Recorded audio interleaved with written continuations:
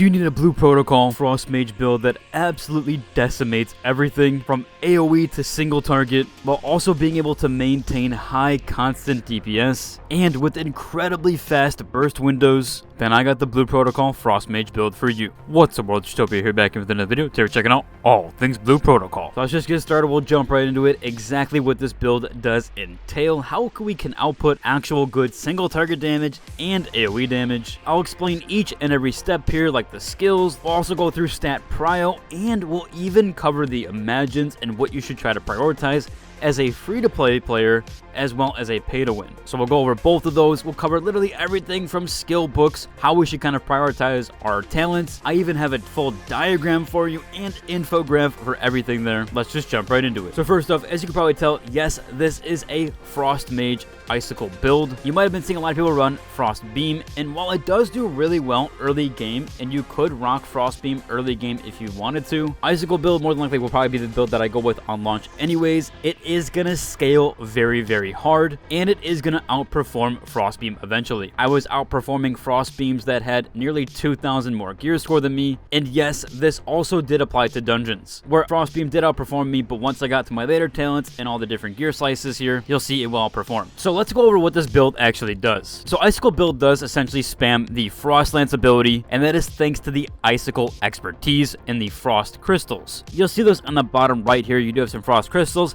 Now, more than likely, you're only going to have 2 or 3. I do have 5 currently because of a talent. Weaving in spells in between here for your Cycle, Endless, Cold, Meteor Bursts, as well as eventually we're going to swap to Blizzard. Right now, I am using Maelstrom, but there is reasons for that, as currently in the closed beta, you cannot get to 70 talent points. We'll talk about that one in a bit. So first off here, let's go over our skills. What are we actually utilizing? Well, if you could see on my bar and both in here, we are currently using the Crystal Veil, as well as our Meteor Storm, Maelstrom, and Permafrost. What we're going to swap out is Maelstrom eventually for Blizzard. However, currently, as I said, Blizzard is not going to be the play right now because we don't have the talent points to kind of justify it. You can do it a bit earlier, but I do think with the damage, and Maelstrom is still really good at performing. So I'll show the abilities really quickly here just so that you can see what each of them does do. So first off here, we have Crystal Veil. That is the ball that you kind of send out here that will do some AoE damage. And typically you will get 2 of these that you can kind of spam out. And yes, can be out at the exact same time. So you will see that you'll get 2 of those that you can kind of counter with and do some AoE damage. That's also going to generate the Frost Lance stuff there for you. So you see on our bottom right, we do have Frost Lance now, so we can instant cast those and get some damage off. Next up here, you probably know this one, we have the Meteor Storm. Meteor Storm is very good. It also does go ahead and generate us some Frost Lance. So both of those abilities are generating us our Frost Lance. And sometimes you do proc this with certain abilities where you can get this one infinitely. I will show that in a bit. Next up here, we have the Maelstrom ability. Now, this is going to do some great AoE damage. It's also going to pull mobs into it. This is great for grouping in dungeons. Honestly, your tank is going to like you favorably if you are constantly pulling in mobs here and kind of getting that AoE damage out, as you will group them up closer and help your team out a bunch. Next up here, we do have Permafrost. Now, Permafrost is going to help go ahead and increase your haste, as well as kind of providing some additional damage for you. And at the end of Permafrost, we'll even generate some Frost Lance. That's a talent point that we'll go into. Of course, we do have our ult here, and then I currently do have 2 imagines, but we'll go over the imagine section in a bit here. One notable mention though, just in case you didn't know, your ultimate, after you're done casting it, you should stand in this space. Your talent point is going to give you damage, so make sure you are standing within your ultimate space here. Even if it's not on the target, it's on you, so it will be spawned on you. That's actually going to give you some damage there, so you should prioritize standing in that if you can. Next up here, you're probably asking, what about our talent points? You explained a bunch earlier. How do we get to our talent points? And we're also going to go over the exact steps for each talent point, how to get to each talent point, and the route overall. I have an infograph that I will put up eventually. I'll put it up there here so you can kind of just utilize this, but I'll also go through it with you step by step. So what I'm going to do here is I'm going to kind of respec all of my talent points so we can do this together so you can see how stuff play out. This first talent tree really doesn't matter. I'm not going to go through it a ton. You can kind of just spend as you go. The reason being is you're going to eventually use 30 of 30, and you're going to get through this talent tree so quickly through the campaign that it isn't a ton of utilization. The campaigns is really easy. So even if you just picked bad points, you're going to be just fine. Really, you want to worry about is your icicle expertise. So we respect here, really cool here. You can just do the auto activate feature. So we're going to do auto activate. That's only going to unlock our first tree. So that's very nice. We don't have to actually go back into that. We can just auto unlock our first tree there, and it does that for us. Next up here, we're going to go into the Frost Icicle. As it says here, once you select this, you'll no longer be able to visit it, but you can reset your talent points, so you're just fine. So we can go into Icicle Spec now and go through our actual talent points. So first off here, we're going to go into Intellect. We're going to activate that one. We're going to go into Energy Saving right there. Then we're going to go into Stamina, and we're going to take our Shattering Strike here. So we'll do that quickly, grab our Shattering Strike. Then I like to, some people take a different path here. We're going to come down to Stamina, and I'm going to go ahead and take Deep Magic Spear. These top 3 points you're going to want for sure because these do provide great damage for you. They're going to enhance your Frost Crystals, and your Frost Lance, as well as your energy. So I kind of evade this one for right now because I don't think it's that utilized, or I would actually prefer more Frost Lance damage. And we're not worried about the cost here because you're really never going to run out of mana. That's kind of pointless. After this point, mana is pretty much infinite, and so you're just fine, but we do want that increased damage. That's why I go here first. However, we're going to come back, we're going to grab Stamina, and then we are going to grab Snow. Now jumping over for the 5th big node here, we're going to head down to another Intellect node and grab Frost Blade, helping our Frost Lance there deal some more damage. That way we can get those instant casts off and do some more increased damage. We're going to come down here and we're going to grab Stamina again and then go into Frost Domain.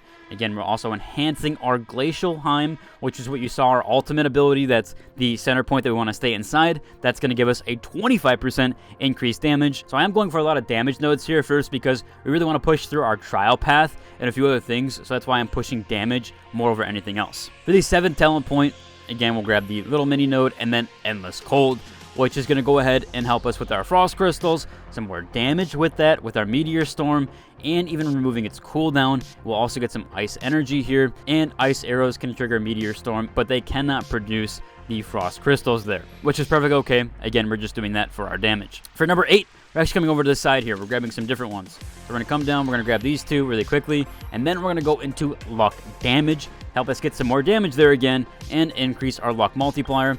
Then we're also going to go into the Glazed Vastness, again increasing our ice spells, dealing more damage to elite targets. And I do believe this one is better. I've seen a lot of people go to this right path first, and I've seen some other. I have basically gone through over 500 Discord comments and even Reddit comments going through each build and kind of put all that together here to kind of build this and make this the most optimized path. But we'll take that down here first because I actually did like this one, which deals crit and can trigger your lucky hit, and the Meteor Storm's remaining cooldown is instantly cleared. So we're going to come down here and grab this, but you can swap these in and out because these do provide more damage, and I might actually change that, but you can still follow the infograph. You'll be just fine there. Then we're going to come down the right. The reason why I didn't want to take the right side first is because I think it does less damage, and we are getting 20% increase here, but it's at 35%. A lot of times, you're not fighting bosses just yet where this matters a ton, at least in my opinion, where I would rather take the 8% damage, and statistically, I do believe this actually does provide more damage overall because 8% for the entire duration.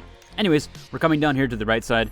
We're going down and grabbing Intellect. Then we're going to go into Crick Frozen Blast, and then we're going to head into Deadly Frost Lance. So we are grabbing that. This is what your tree should look like. Again, I'm going to provide the infograph. I'll put it up here a few times so you can see the path just in case.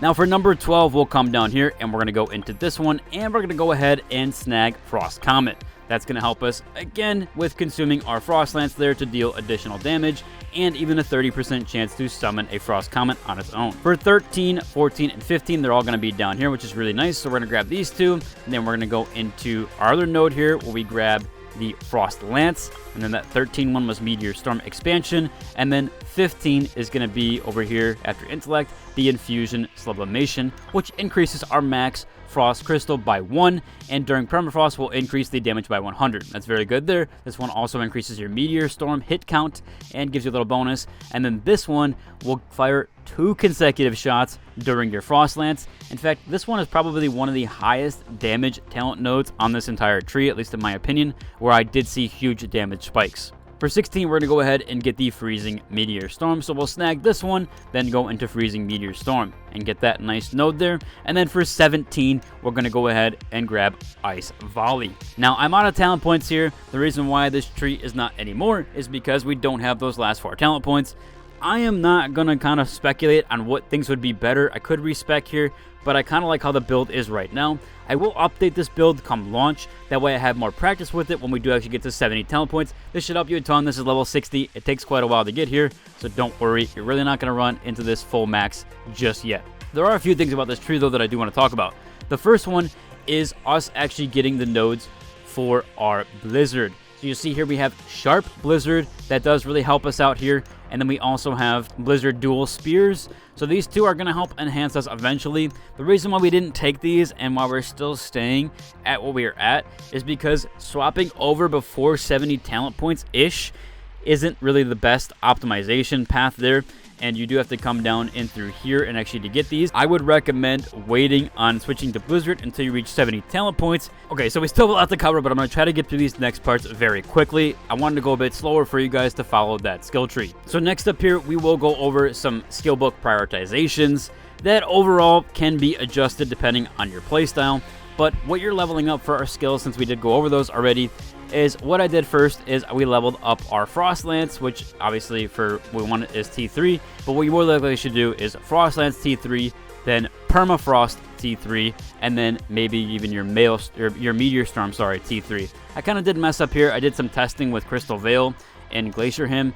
I would wait on those. You could even get your tier 3 to Rain Call. You'll see here when we are advancing these with skill books, the jump up is quite significant from T2 to T3. So you see the percentage points here. This is kind of what I went off of when making these decisions, but I would do it in a different order here. So I would essentially go Frost Lance, then Permafrost, then Meteor Storm, because those are going to be the three that are kind of being focused here. Then you can maybe go into Rain Call, because you're going to be auto-attacking at least somewhat significantly, although I might swap this out for Glacial Hymn, because at a certain point you really aren't auto-attacking because of how much you have in your tree.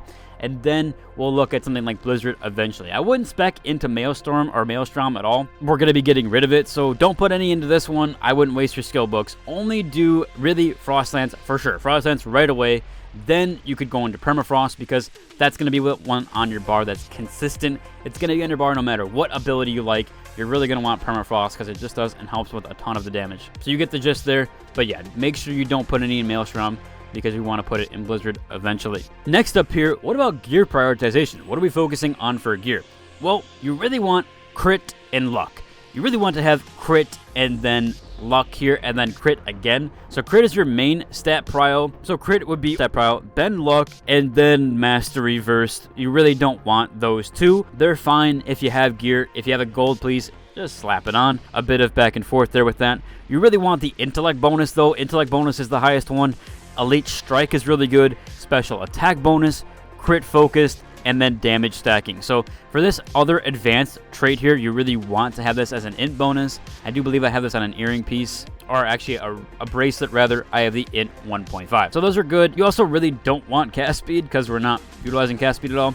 So you want intellect. This is just what I have so far. So int bonus is the best. But yeah, you really want int bonus. If you can get int bonus on everything, that would be your best play there, because int is going to help you a ton. Next up here, we have to go over Imagines. And no, I don't mean the mount Imagines. I mean the actual Imagines. So this is going to be a little bit different here. These are under our skill page, and they're under here. These are our Imagines that we can get. And so far, what I have equipped here is the Inferno Goblin Mage, which is really good. And then we also have the Warrior Tyrant, also really good. You will get Warrior Tyrant for free, and then you can buy Inferno Goblin from the vendor. So we'll head over to the vendor now. As you can see, he's right here.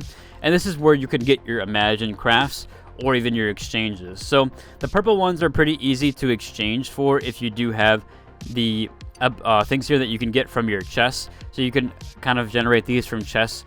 And so they are fairly easy to kind of make the purple ones. It's the gold ones that are really, really hard to actually make. You can also dismantle some to actually generate some of these currencies as well, in case you needed to actually make these, which you can also get in the exchange. So in the Battle Will exchange here, if you don't have those, you can use these Stunt Will fragments to actually exchange for that. Don't get any of these, because these you will get for free, the Shadow Captain and the Warrior Tyrant. Those you'll get in a box, I'm pretty sure, and then as well as the Mage Goblin. So I do have those currently in a box, in fact right here.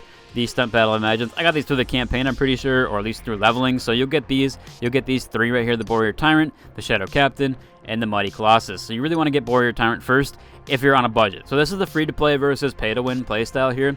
If you want to play free-to-play completely, then you should go for your Inferno Goblin, very easy to craft, as well as your Warrior Tyrant. These two are very good. The reason being that we want to take those is because they actually provide us with the most amount of special attack damage they really help with, as well as M attack. We're looking for M attack. That's what we want. We want M attack and then intellect as well. So these are very, very good here for your class. Overall, though, if you're more of a pay-to-win player or you want to pay and use the shop, you're going to use Miko Chief. Miko Chief is really, really, really strong. In fact, most classes are going to be using Miko Chief right here. He gives us a ton of M attack damage, so that's really huge for us. And overall, yeah, you're probably going to want to use Miko Chief. You could swap out the Warrior Tyrant for Lizard Mage and using Goblin Mage. That might actually be the best play here. He does give some nice M attack there, and he gives us a nice ice bonus. But I have heard that overall Warrior Tyrant actually is better because he provides us with more M attack and more special attack damage, which is our Frost Lance. So depending on there what you want to go with, but I have heard that Warrior Tyrant is better, and you also do get him for free. And you do want Goblin Mage no matter what. You want Goblin Mage. You could mix Goblin Mage also with Lizard Mage, but you really want Goblin Mage, and so I would just go with Warrior Tyrant if you are free to play. If you're pay to win, more than likely you're going to have Goblin Mage no matter what, and then you're going to take Miko Chief, and you want to get those to T5. So you might be asking, okay, we got our gear ready. We have our Imagines ready. We have everything ready to go. Skill books, talents, everything. What about our rotation? How do we actually play this class? Well, I'm going to go over here. I'm going to go over the rotation very slowly. I myself even mess up the rotation sometimes and accidentally cast Frostlance. It happens, so don't worry. You're going to make mistakes there. This is a little bit harder to play than Frostbeam, or even maybe a lot harder to play than Frostbeam, but it is a very fun class with insane mobility, so don't worry. Eventually, we'll get it down. So what we're going to do is we are immediately going to want to pop our ultimate.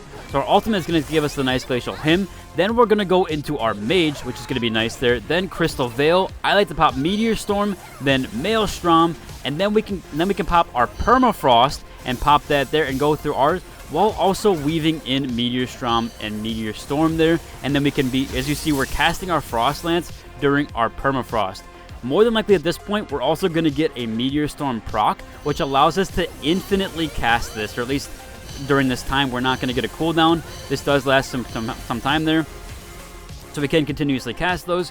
Those will not generate Frost Lances. Your Frost Lances will generate after your Frost Lance ends. That was one of our talent points there, so very cool there. So hopefully you got that down. Hopefully I didn't go too fast. I even messed up for a second there going through that, but essentially what you're doing is your ultimate, then we're going into our pet or Imagine, whatever you want to call them, then we're going back into Crystal Veil, and then we're going to go into our Meteor Storm. I like to go into Maelstrom, then Permafrost. The reason why is because at that point I have generated 5. It might be a little bit over 5 at that point sometimes, but that's kind of how I like to play it. I have seen some only do Crystal Veil and then go into Permafrost. You can do that too. Permafrost might be better to have pop it a little bit earlier. I just like that for sometimes utilization. So we'll show the other side here what you can do for another rotation, or what your rotation will be there, which will be your ultimate, then into your Imagine, then Crystal Veil, then Permafrost, and then we go into our Meteor Storm and the Maelstrom, and then we're popping our Permafrost there while weaving in those other abilities, so that you see we're constantly kicking up our Permafrost there and getting that damage out, and then weaving that in there. And then during this time, if you run out of Crystal Veil, so you see the we run out of our Frostlance instant cast, you're going to be just doing auto cast. That's why you do want to get that one up with your skill books, because you're still going to be utilizing this ability. That's if you're, and you will run out on longer boss fights. You will run all of your cooldowns down, and you will run out of the Frostlance instant cast, so you will be using your auto attack there. Instead of utilizing your Frost Crystals, which you have, you will run out of those, and eventually you will have to auto attack. Cool thing here, as you see, auto attack does generate Frost Crystals, so you can instant cast your Frost Lance. A lot better there. I know that some people were just like hard casting their Frost Lance.